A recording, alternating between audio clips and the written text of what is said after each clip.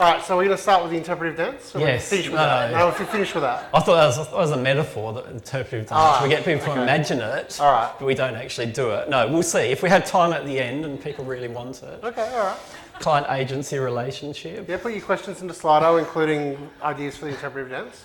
No, what we wanted to start out with, and I know we've kind of had our thunder stolen a little bit this morning, but who in the room is a client at the moment? All right, cool. And who works for an agency? Cool. All right. About awesome. half. That's great. Yeah.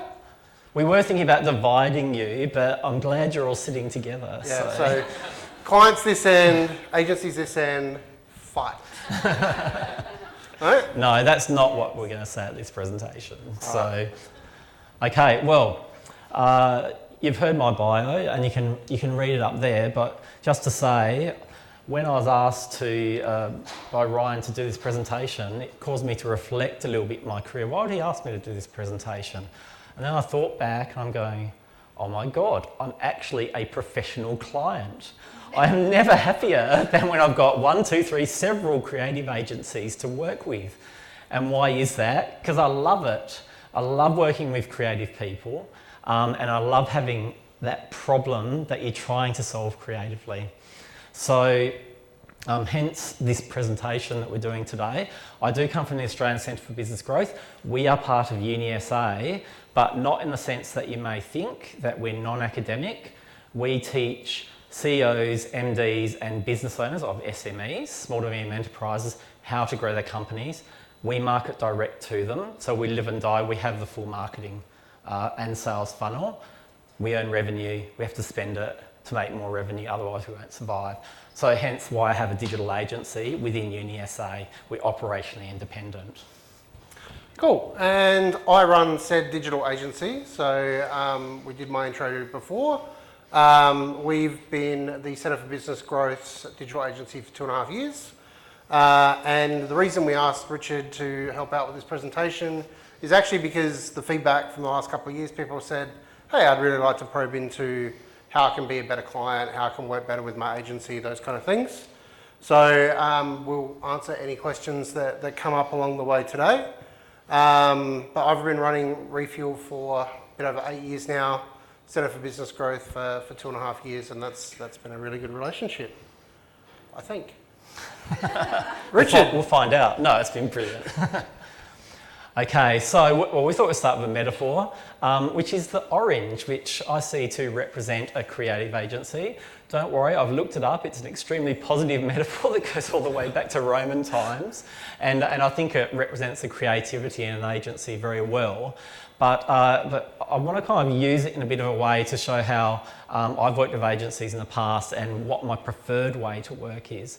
So if you think of just a whole orange, it's got the skin around it, things can probably go in and out through osmosis. Maybe the creativity is in the middle, but if that's the agency, I would see that as an agency where I'm quite heavily account managed. So I only get to deal with the account manager. I don't see the processes in the agency. I don't really understand what's happening in there. I like to imagine the way they're spending my money in the agency. And there's a lot of very traditional agencies that are like that. So then if you cut the orange in half, you might meet a few of the people inside. You might meet the creative director and some of the more senior people, get to know a bit of the inner workings. But again, you're probably semi-account managed, or the account manager's still quite heavily in your life. And then once you cut it into, let's say eighths, and this is why I love the evolution of the digital marketing agency, where the client is in the trenches with the people doing the work in the agency, because you're working in the same system. So you've got your e-newsletter, you've got your website, you've got your socials, you've got your paid media, search, whatever you're doing. If each of those pieces is one of those, you might be working with a separate person on each of those, but you're integrating it all together to turn it into campaign work and a consistent message that's on strategy. So that's another way. And I really, up until digital marketing agency, that's the furthest I've got into working with agencies. But what I prefer, and in digital marketing where you're in the same systems together, you're in the back end together doing it, well, you may not be, but I went from doing it fully myself internally to getting an agency. I still go in there. When I pay the account, I go and have a look and go, oh, there's a recommendation. I wonder if they've done that. So you start to create these relationships and you're actually talking the same language as each other. And as is up on the screen, that's where I see you actually juicing the orange. And it's full integration, and it becomes really enjoyable. It's actually a creative. It's an exchange that forms trust. That means that you can experiment, and you can actually enjoy the work. So what we're going to do is we're going to delve down into that as we go through, and also just a shout out to Nikki and Alice and the team who are in the room, Twee. Thank you for all of your work, by the way. I'm constantly thanking people, but over to you, Ryan, for your metaphor for an agency. We could have just used an onion, I think, and did a bit of a Shrek reference. Oh, yeah? Unpeeling the onion. Speaking of regret, I wish I'd used the pottery scene from Ghost here instead, but it's too late to change the slide, unfortunately. So he thinks I'm Patrick Swayze, right? You know, the ghost overseeing the agency. Yes. No, and this is particularly topical since Ed's not in the room, but Port got smashed on the weekend. That was good. We like to think of the, like in a positive client relationship, the client for us is our teammate, right? So we want to work collaboratively with the client. And when we have the most positive, effective client relationships, it's where we have that relationship with the client where we have shared goals, we have shared ambitions, mutual effort, and really part of our goal here is to make our point of contact at the client look like a legend, because they're meeting their KPIs, they're exceeding their KPIs, they look like legends for hiring us, they're enjoying the relationship, they're learning a lot through the process as well, and we want to work together that way. If it becomes a bit more adversarial, you know, it's where it's like you're not on the same team, right? The client and the agency should be progressing towards a common goal. So, Richard. Yes. So, there's essentially if you think of a client and an agency, they're two different organisations. The client's always a totally different organisation with a totally different culture and a different purpose. The agency is a little bit more homogenised in the sense that it does have the same purpose. But at the centre of it, there's actually a mismatch or a dysfunction between the two. We're going to explain it. I won't go in depth into it here, but what we're going to do in this presentation is show you, or hopefully give you some tips about how to solve that mismatch. So, first of all, a client's expectations. What do we want as a client? We want value. We want to be the lowest cost possible. Why? Because procurement's telling us. Why? Why? Because we've got a budget. Personally, I love spending other people's money, and I hope all of you do too, because that's what marketing is for. But we do need to protect that budget so we can do as much as possible with it and we can achieve our goals. What else? Quality. Highest quality every time. Every time we want the highest quality possible and we want to get those results. That's natural, isn't it? Totally understandable. What's the third thing? Speed. Do it fast, Ryan. Just do it fast. We want those results within our time frames, within our timelines, and we're setting the agenda, okay? Quite often that's the perspective of a client. So, there has to be a trade-off. Unfortunately, I need to break it to you that you cannot have all three of these things at the same time, every time. There's a compromise that needs to happen. Sometimes things just cost money, so you can't have the lowest cost, and it might be beyond your budget. Sometimes you just can't do it in the time frame that is perhaps being forced on you by your organisation and your stakeholders.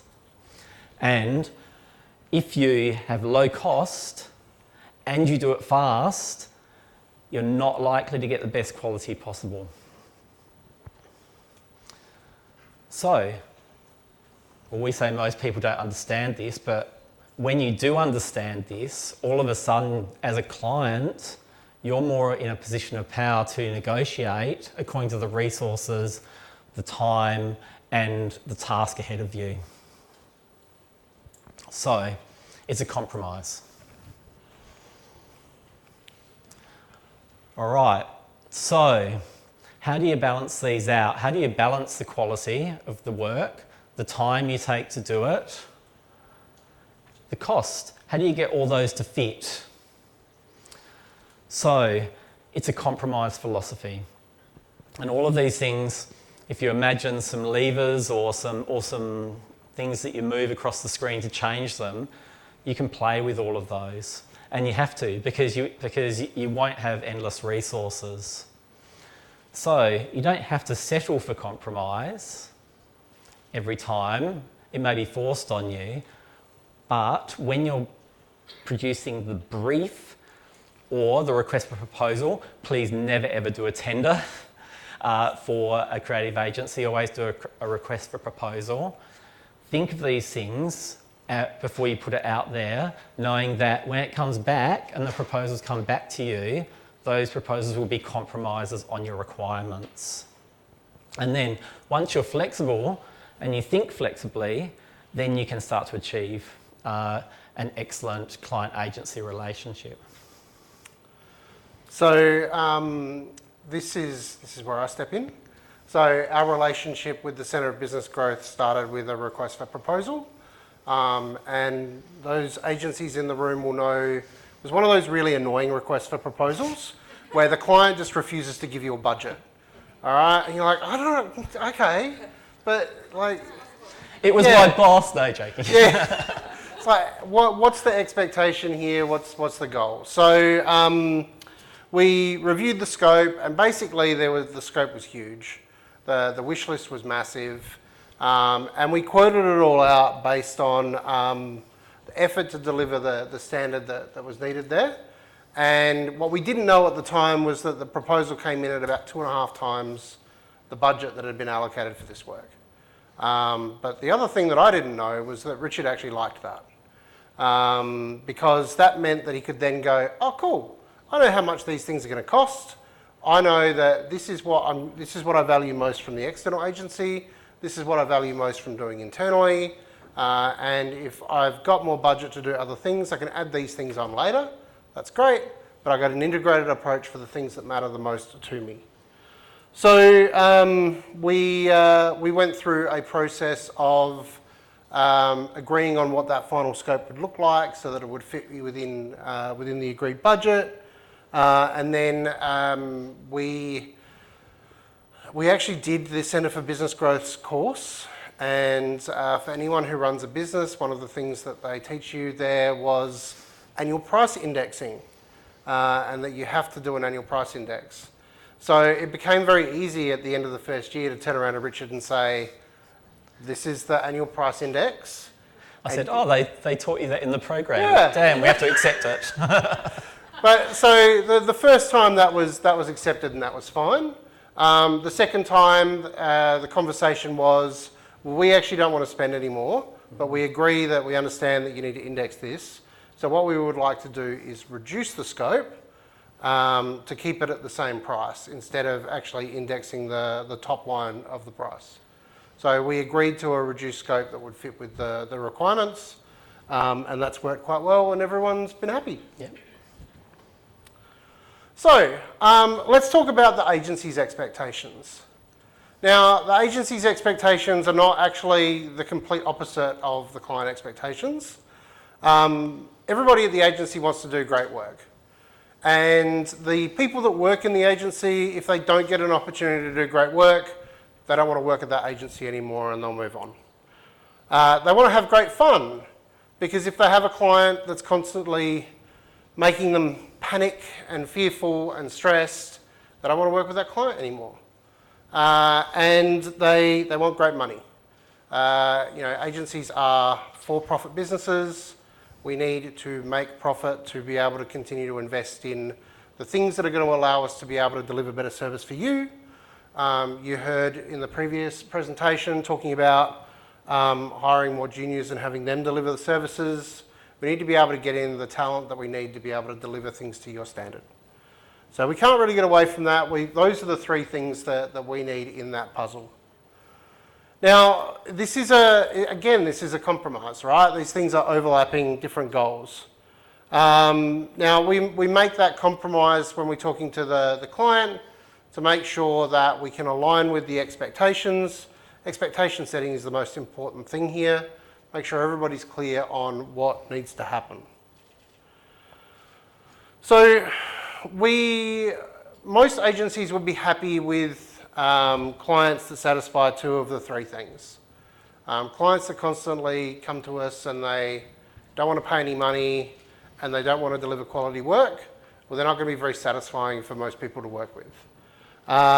If they are great fun, but they don't pay their bills, that's also quite problematic because it's quite hard to pay your staff on exposure bucks and things like that, okay? Now, again, this is one of those things where most reasonable clients would like to give us all three of those.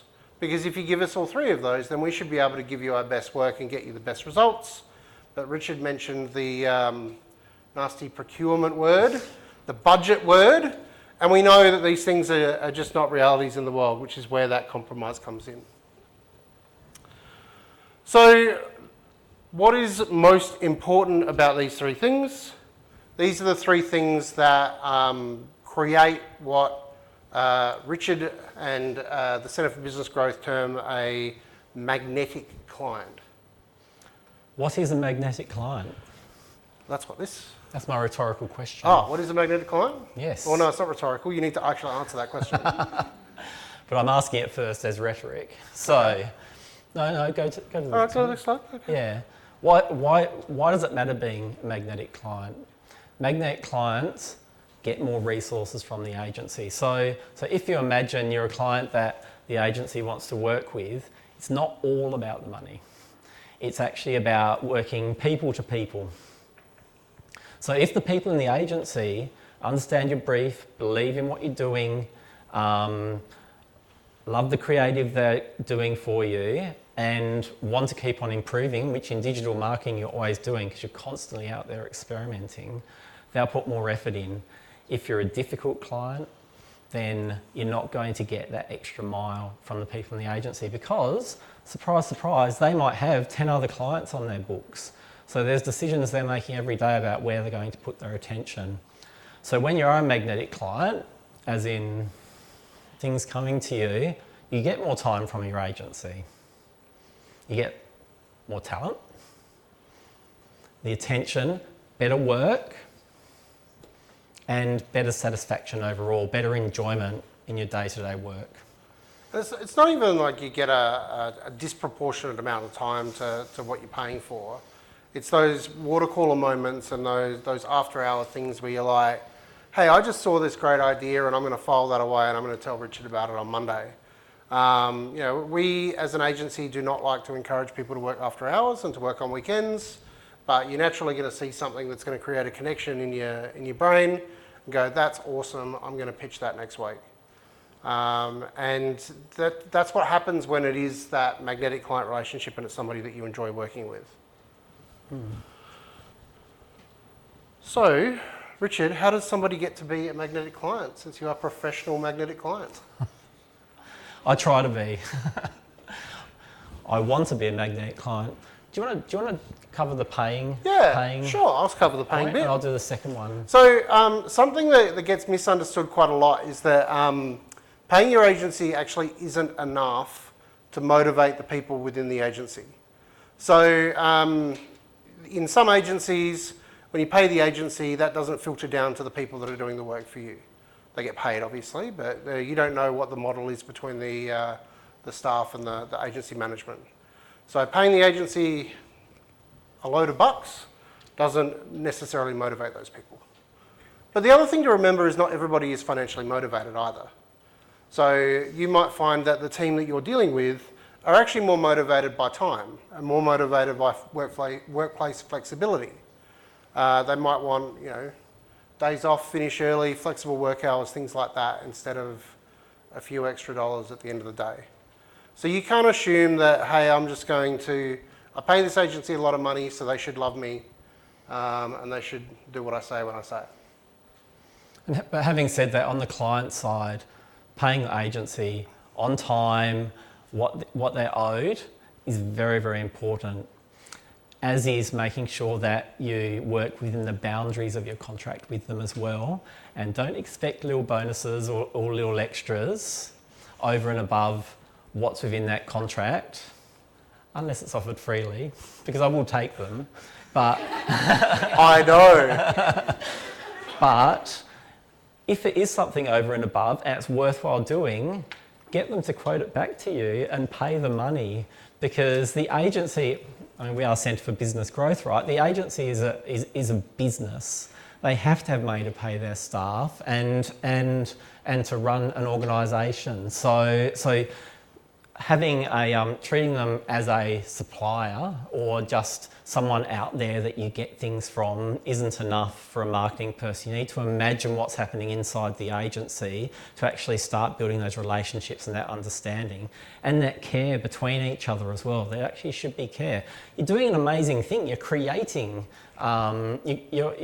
you're creating ideas and putting them out there to the world. So I think it deserves a bit of respect and a bit of enjoyment along the way.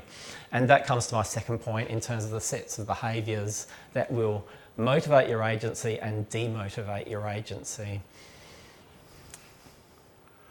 So motivators.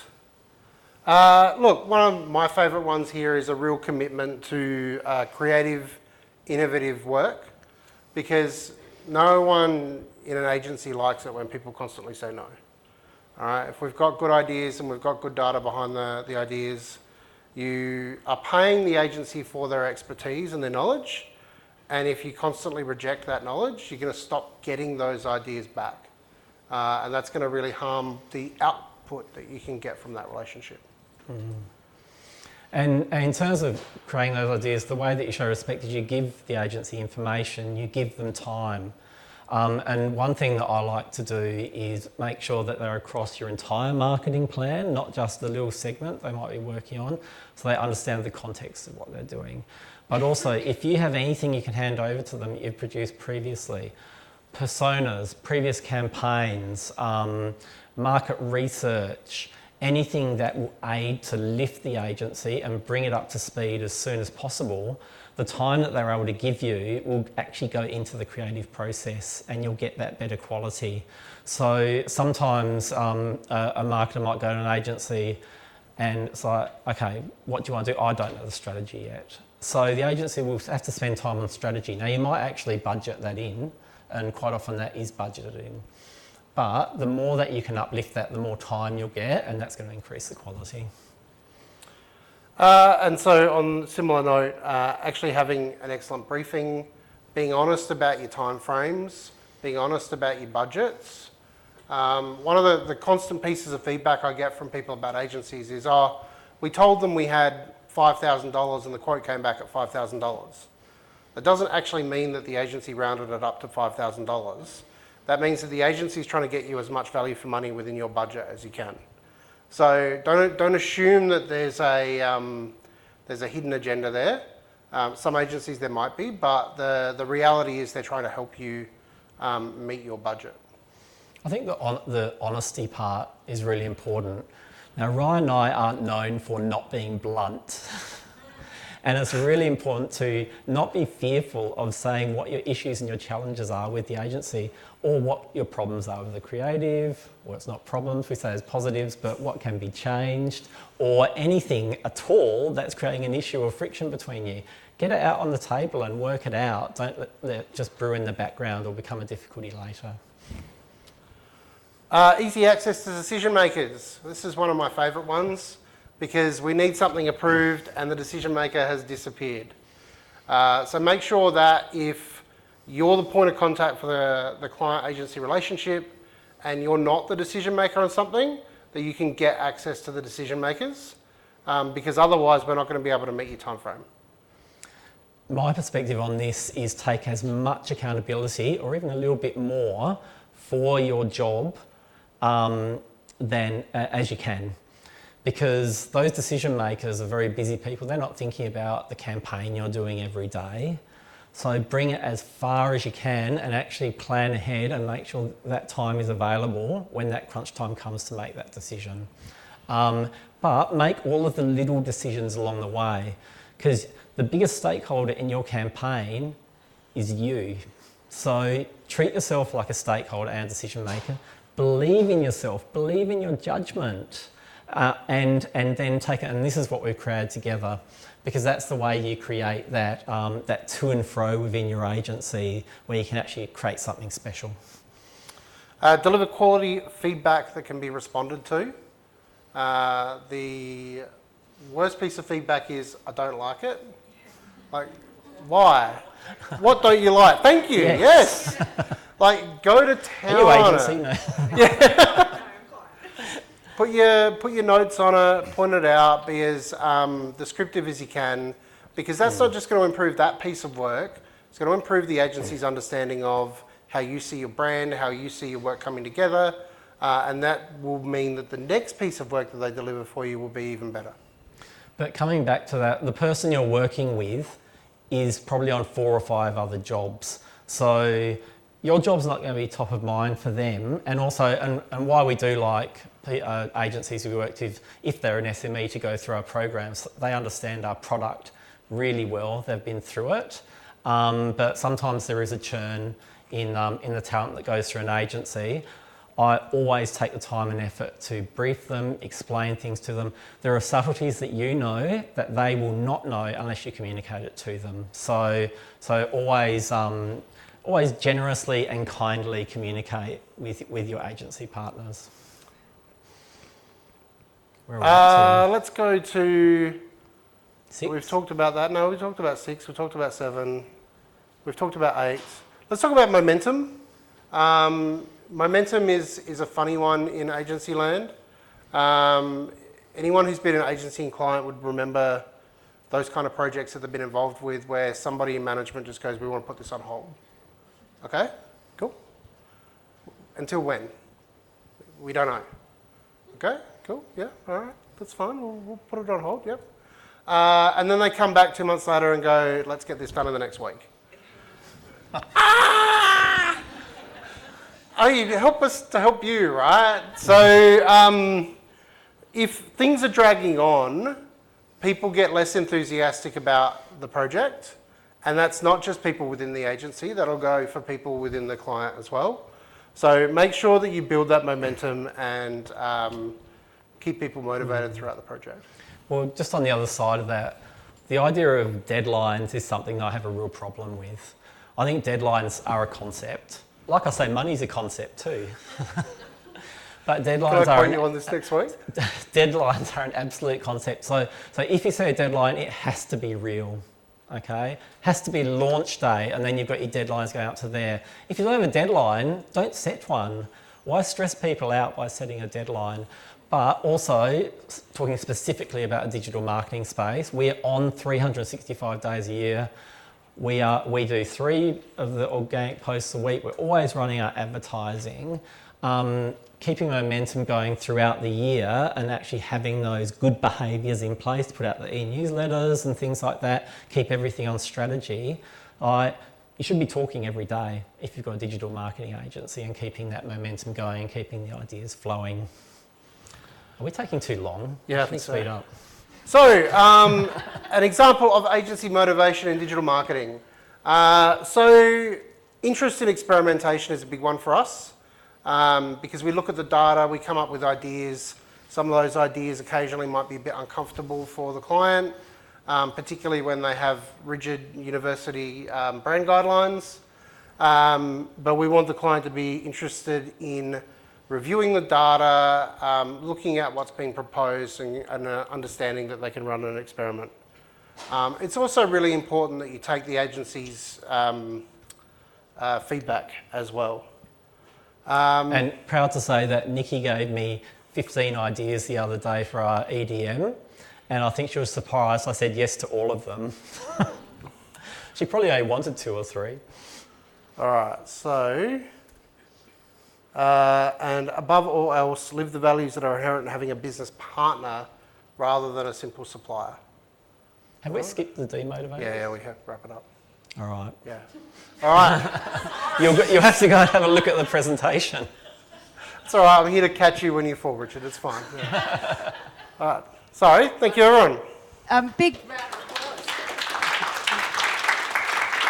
That was really refreshing because I think hopefully you all share what I'm thinking as well, that communication is key in all of this, in every single talk that we've heard here at Digital Adelaide 2025. But I think what's lovely is to acknowledge that the both partnership that you share together is that you put communication and matching a need above anything else, above egos, above budget spending, anything. Let's get to know each other and let's meet at that common ground. And I think with that in mind, you're a testament to why you have such a successful working relationship. So can we give another round of applause?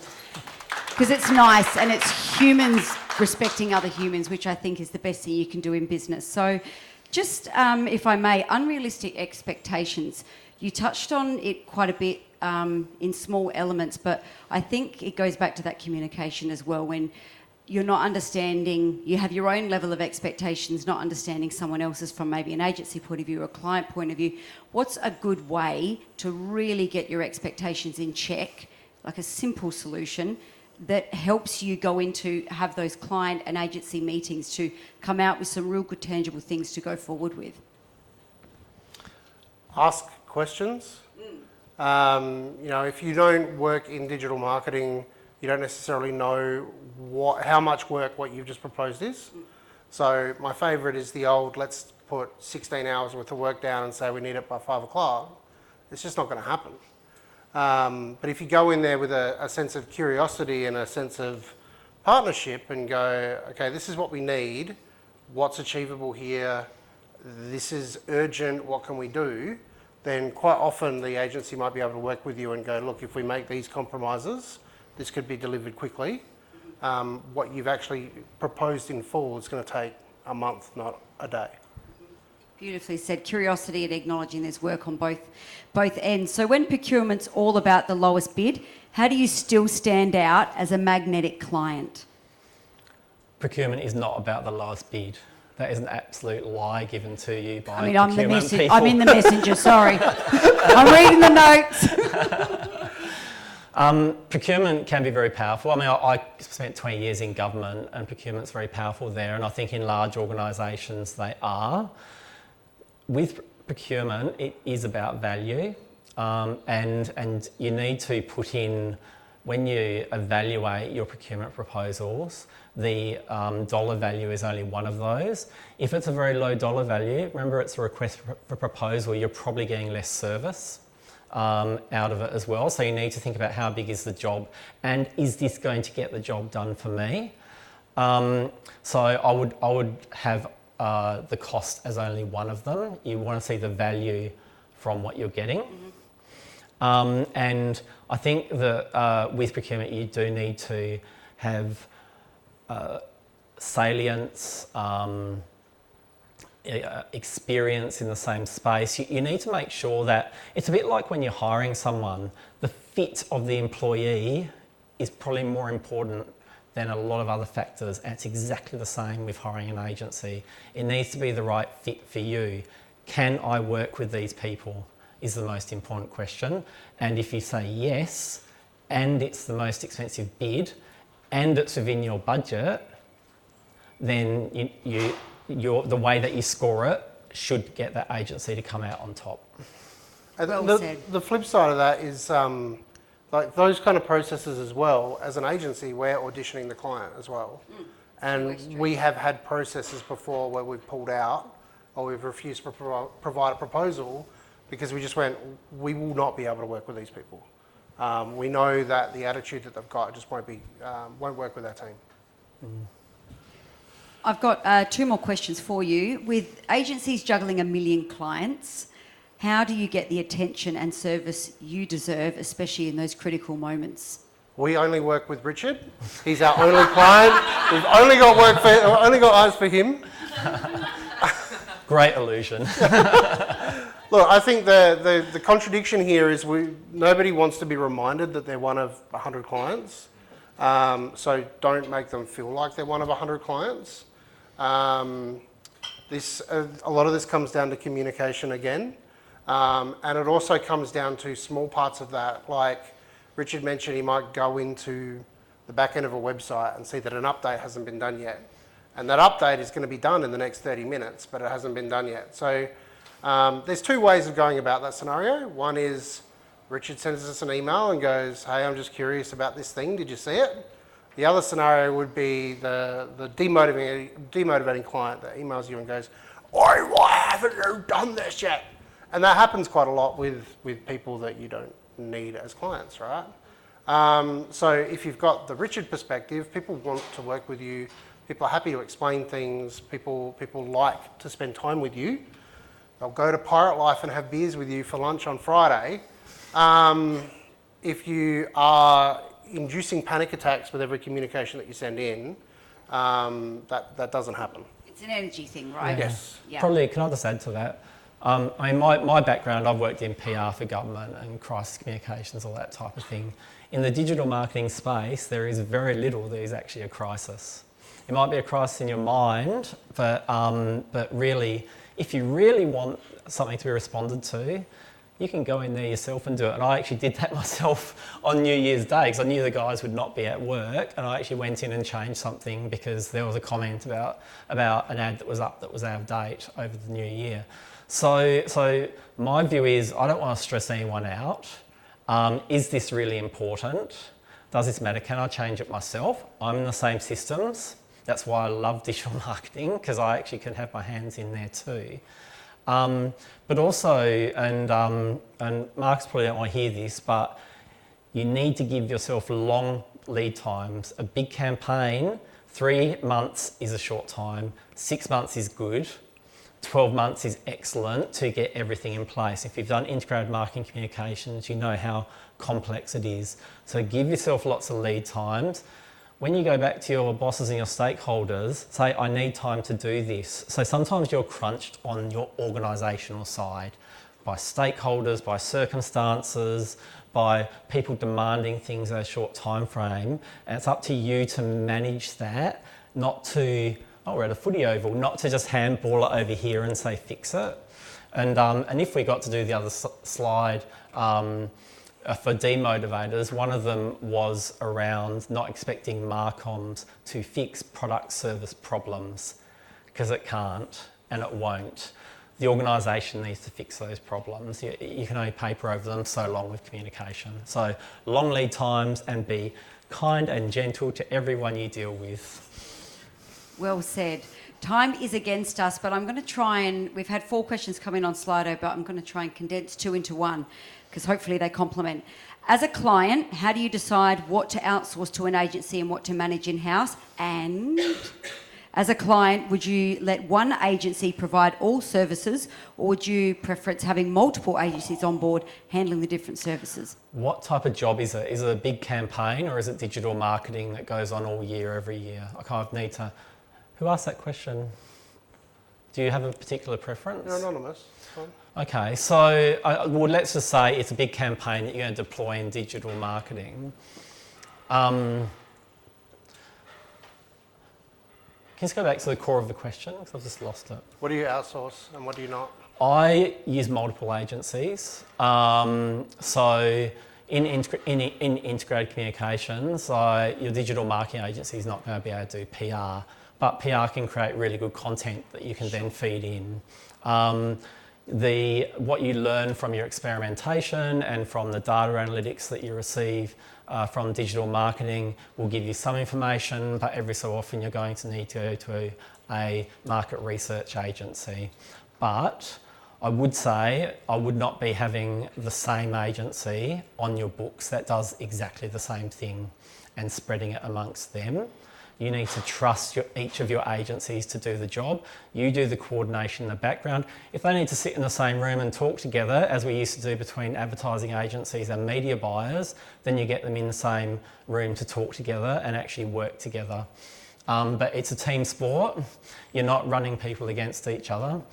So yes, and if your procurement requires you to have a panel, what I would recommend is you have quite a broad request for proposal that allows you to have an agency that specialises in digital, in pure creative, in print materials, and then you coordinate them together to create the whole campaign rather than having one agency doing the lot necessarily. End of the day, I think it comes down to asking the right questions for your brand. You know your brand, so Yeah. asking those questions to help the agency either meet your needs Yep. or suggest that you maybe work with someone else that's going to be able to strengthen your brand and theirs. That's right, and be really clear on strategy. So as long as everything's on strategy amongst all those agencies, you're going to get a complete picture of the jigsaw. You just need to be really careful as well if you're outsourcing to multiple agencies that are doing very similar things.